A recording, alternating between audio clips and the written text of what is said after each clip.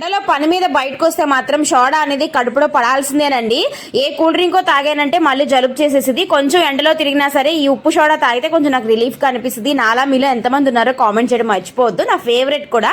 మాకు విజయవాడలో వస్తే ఎడతెరిపి లేకుండా వర్షాలు పడి వరదలు వచ్చాయా, అలాగే ఒక వర్షం స్టార్ట్ అయిందంటే వాయించి కొట్టిద్ది అనమాట. అసలు 2-3 రోజులు అస్సలు తగ్గదు ఎడతెరిపి లేకుండా. ఇక ఎండలు అయితే మామూలుగా లేవు.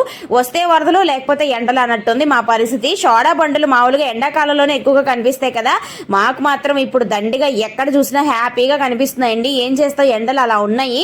సోడా తాగి పనంతా అయిపోయి మళ్ళీ రిటర్న్ అయి నడుచుకుంటూ వచ్చేసరికి మళ్ళీ గొంతెండిపోయిందండి.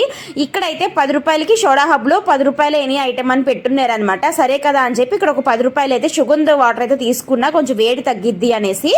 అయితే 10 రూపాయలకి పెద్ద గ్లాసు నిండా ఇచ్చారండి. ఇది బొడమేరొంతుని పక్కనే ఉంటుంది అనమాట, సత్యనారాయణపురం వెళ్ళే రోడ్లో.